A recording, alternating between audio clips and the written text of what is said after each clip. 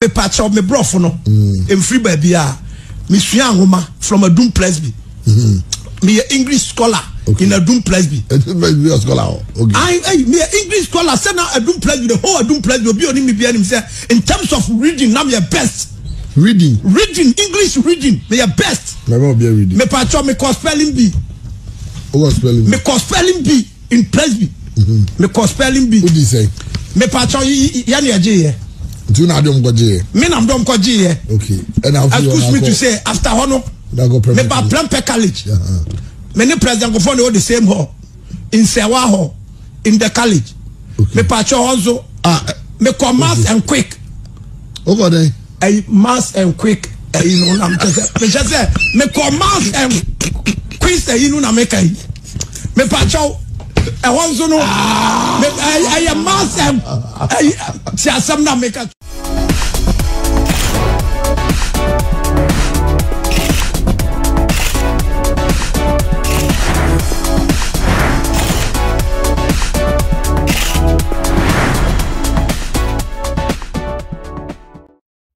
Yeah. Showboy Bobby Kid, aka Robert the Little, aka the Maggie Bigger Fresh with a fresh formula, aka Mr. aka, and I got it tight twisted in my juice right here. You call me the Asylum Down Boy. Yeah. Today's another day, and as I promised some time ago, I told you that I'll be reacting to Showbiz A to Z with Quaye on Joy FM. Yeah, alongside Entertainment Review on Peace FM. And if you don't know what Showbiz A to Z is a show on Joy FM and Joy Prime that happens on Saturday afternoons to into the evening with Judge Quaye. I mean, if you don't know Judge Quaye is a Wanji that's from Taxi Driver.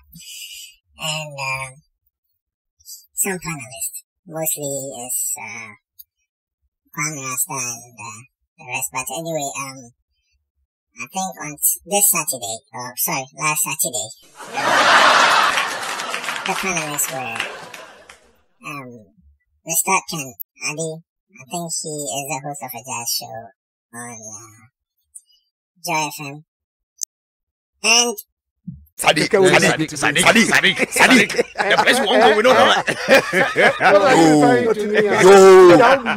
Sadiq, yo. Sadiq.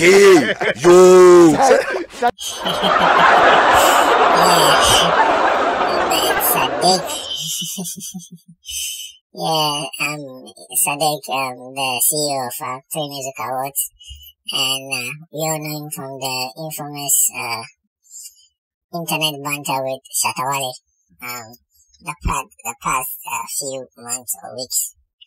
Yeah, and that was Samini impersonating Shatawale. And he was mentioning Sadiq when they had back and forth exchange. Yeah, and as you already know, the guest of the edition, Saturday's edition was Samini. Anyway, the setup of the show is basically inviting someone, a guest or a fourth panelist who is someone who is contributed to the entertainment industry of Ghana, or somebody who, a commentator or anybody who has invested in the arts and entertainment and creative arts in Ghana. And Samini was there, and I think the night before Samini launched his Samini Experience with Samini for 2021, and which is some few days before his 40th birthday. So he was there to, talk about himself as they usually do, and followed by some questions and the plans and other things. So, Samini they started by talking about personal profile and how he started and how he grew up and how he started his career and all that. And Samini revealed something about how his father came to understand his craft. So let's watch that and get back. The experiences, I think I'm just getting flashbacks. You know, it was just one question, and I'm just going and flowing. You know, so I did that video. That video came on TV, and around that time, because my dad wasn't too interested in my music thing, because all my siblings are academics and I'm expected to be one as well. And I try my best to do good in school because I want to impress my dad, so I can do my entertainment. So he wasn't interested. So I would not rehearse when he's around, so he hadn't even heard you before sing. He doesn't know my tone. So when I got the memoir that the video was coming on, that was, I think it was Gold Blast or one of those shows where Isopele used to host. I told the whole family. We all sat down around 7:30 p.m. My dad was back from work. Everybody knew that, okay, Koima said ne video be back and was on be in and is that what they used to call you, Koima? Koima, yeah. Then the video came on. So when my part came and my verse came, my dad looked at me and shook his head and go like, "Is that your voice?" I was like, "Yes." It's like, okay, nice. So from that day, now I could also ask him for transport for studio. Exactly. Because that was nothing, that was no communication at all between me and my dad when it comes to, I'm going to studio. No. It couldn't even come about. You dare not. But when he saw the potential, he jumped on board before I actually blew. Okay. Yeah. That's nice. What language were you both speaking at home? At home, it used to be a lot of Dagati, Dagari, if you... Audio Jungle. Audio Jungle. Audio Jungle.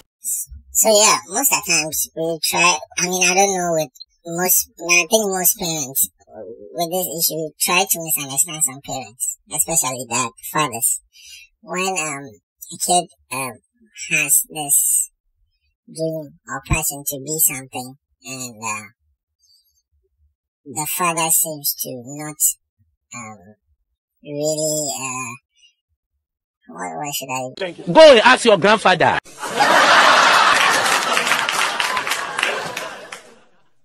Really want to contribute to it or anything like that. They think that their father is being unsupportive, but I mean, I think with Samini's issue like this, I have a feeling that his father wanted to know whether he was really committed to what he wanted to do. You know, sometimes, especially me, I could start a project and I will go through, I get to the middle and I stop. And I remember some time ago when I was a kid, I wanted to be something and my mom was like, I thought my mom wasn't encouraging me. Not knowing, she wanted to know, she wanted me to put in more work so I could attach myself to that dream. So I could, you know, give in more sacrifice so that when I want to back out, I will think about the sacrifices I made and, you know, invested and put in more effort. So sometimes I think that when it comes to things like this, I think our parents are trying to steady us to see that whether we are committed to what we say we want. Because most of the times kids, should I say people with, I mean kids, we don't have really developed minds and we are trying to explore and we will say we want something and we will start a thing, invest money and everything in it and later throw it away. So that's my perspective anyway. Yeah, and let's continue. Let's watch the next video. And a king himself as your boss, you know, so that alone was a big inspiration for me. And man like Sonny Bali played a huge role in that, because right after high school, we were always hanging out at Gold House. So that's where I would hang out, drink a beer or two, and then when there's an instrumental, I would do a freestyle. Whether there's a mic or not, I would just be on top of my voice and be shouting. Wow. So hot afternoon, I had drunk beer and I was feeling myself. So I had some nice reggae beats and I was just screaming on top of my voice, just feeling my own huskiness in a way. You know, because around that time I was just developing and like discovering my tone. Then Sonny heard me and then tapped me on the shoulder and said, "Come with me." So I walk with him, we cross the road, we go through the Dansuman market, and then I could just tell myself, this guy is taking me to the studio. Because I know Sonny Bali, he comes from G Life, a hip life group that's popular. And I know he comes from the main house where the studio is. So he says, "Come with me." I follow him. We go there and then he introduces me to Nana King and says, "Yo, here is a lad I just found at the bar and I think he sounds almost like me, if not just like me. But this guy has something. So if you're looking for me and you can't find me, anything I do, this guy can do and probably even do better. Wow. So just allow him to come around. And if you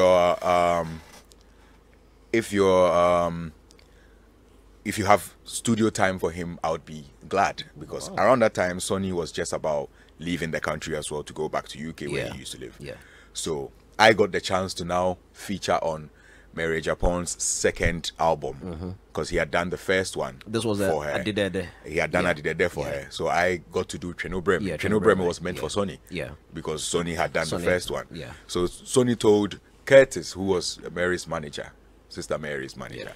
So now Sister Mary is what I used to call her, because I just could not find myself at that level any other name for her, because here I was just after high school chilling with Mary Japan, who had the biggest song, you know. So she that song was meant for Sonny, but Sonny said, yo, if anything that you want me to do and I'm not here, I believe this guy can do, if not better. He can do exactly what you need.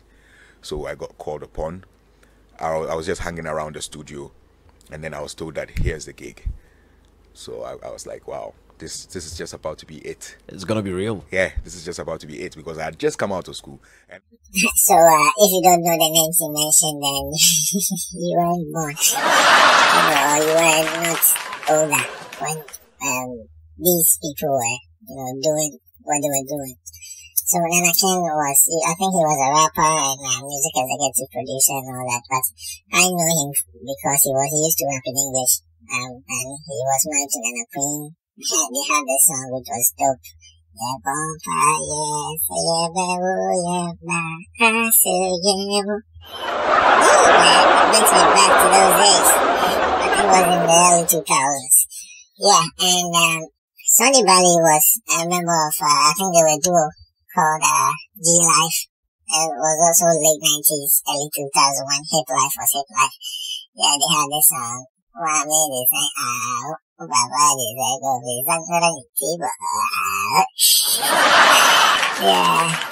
the days now.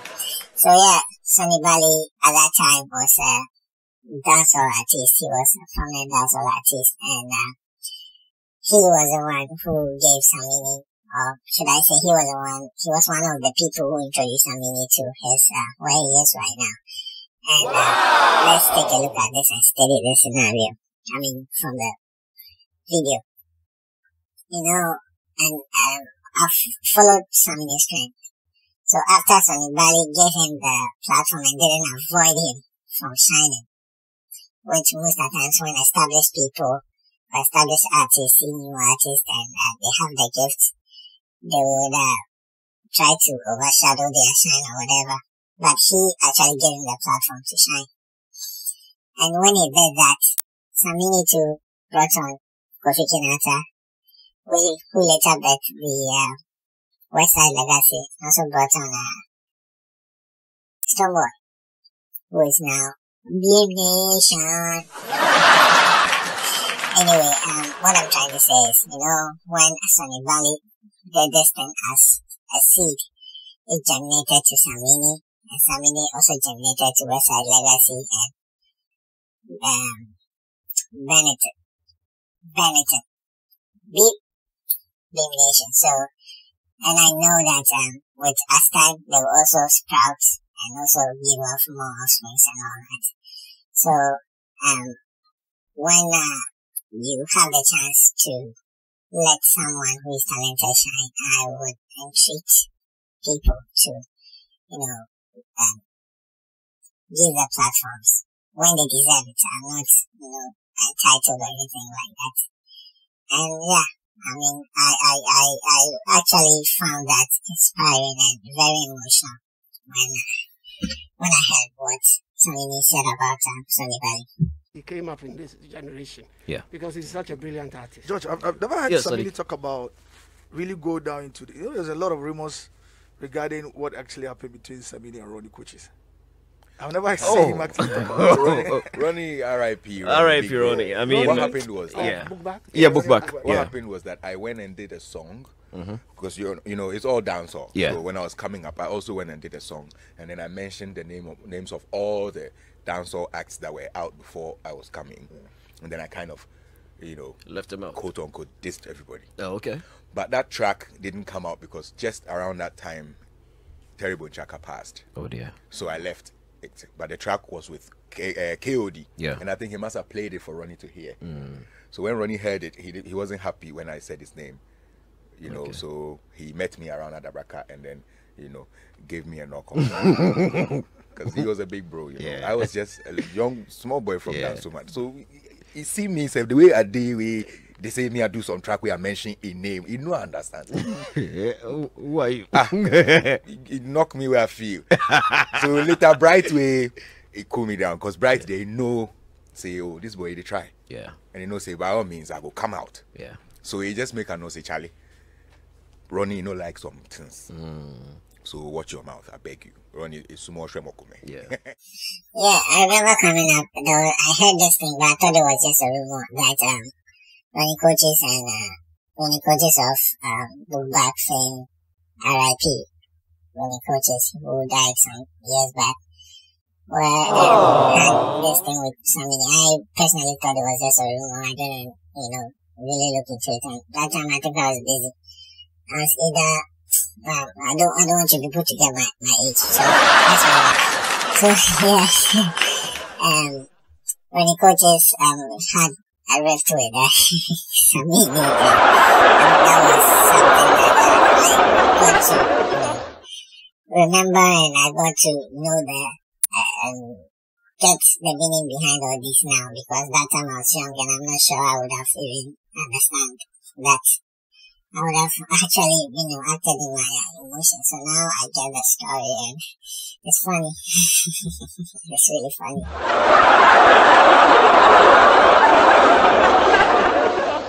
And it's from my son. Which Kwame of- Ajimambel. Oh, Rasta. Okay. Okay. Rasta says, Akura, please. Stone Boy was going to honor the invitation to Samini's show yesterday. Oh, nice. I called Elombini while Stone Boy was performing on stage at Alliance Francaise yesterday to let them know we were headed there. Okay. Only for him to confirm that the event Neapong. had wrapped up. Yeah. Yeah. I was Yeah. personally gutted because Batio had, through George Q, invited me. Yeah. There is a serious will on Stone Boy's part to fix this whole issue. That is sweet. I am that close to know how genuine his commitment is to patching up. And I trust Samini too. He knows I trust him. This is a good This one. is sweet. This This is is a so good one. sweet.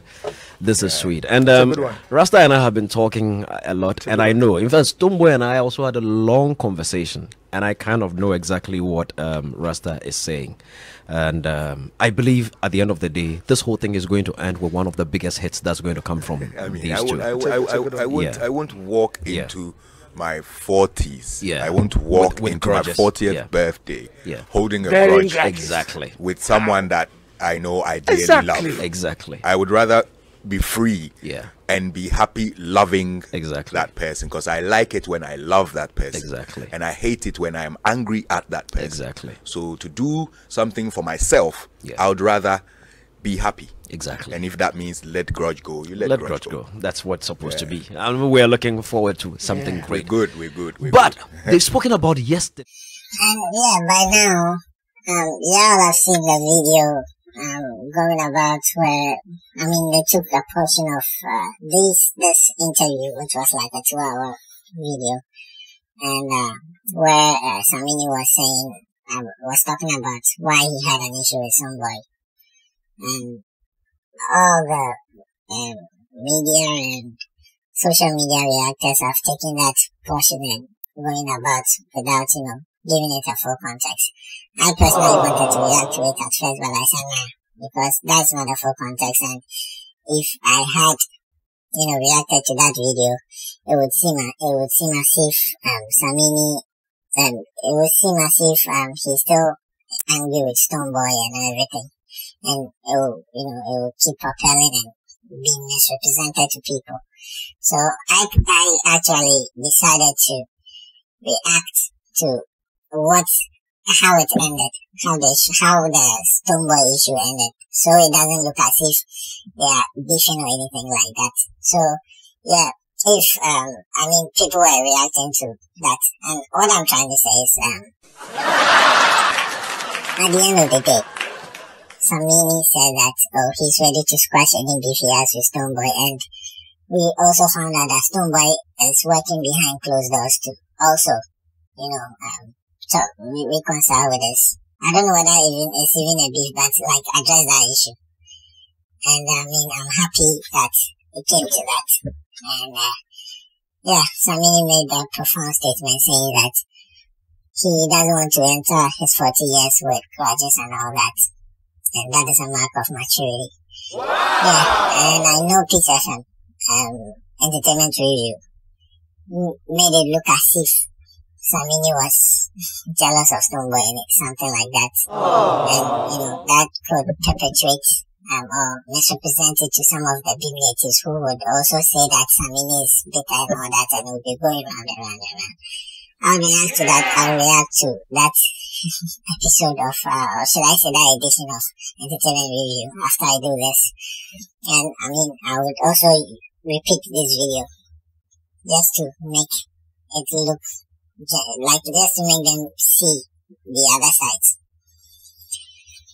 And what again? Yeah, so it was nice, it was touching when I found out. And yeah, Kwame Rasta, if you wonder who he is, he's part of Stonebwoy's management team, and he's a normal panelist on Showbiz HZ. The conversations that we discussed. But when he went in eventually, and by the way, I don't know whether it's good to say this, but just like Stonebwoy did reach out, he did also reach out to some of his people to sort of try to quash a lot of the things, and then explain that he had to get back at me because he realized that on 2 different occasions I was trying to rein him in, sort of a thing, which is anti-shatter. Yeah. So he sent his guys. Doesn't like that. Anyway, doesn't like that. Let's not go. We'll find time to bring Shatta in the studio. Then we'll discuss Shatta. Don't worry. Anyway, we'll finish. Samini, this one you tweeted. Uncle Ken, 1 sec. You tweeted. Yeah, Samini was a focal point of the show, but during the show, very important information came out, which was, when Satawale got this incident with Ghana police and all that, Samini tweeted a post, and he later found out that that's serious. So he said, he admitted that he felt bad and all that, but that's not even my focus. Yeah, so Sadiq made a revelation that Satawale actually reached out to him to squash the beef they had earlier. Earlier this, I'm not sure this month, it was last month. And, him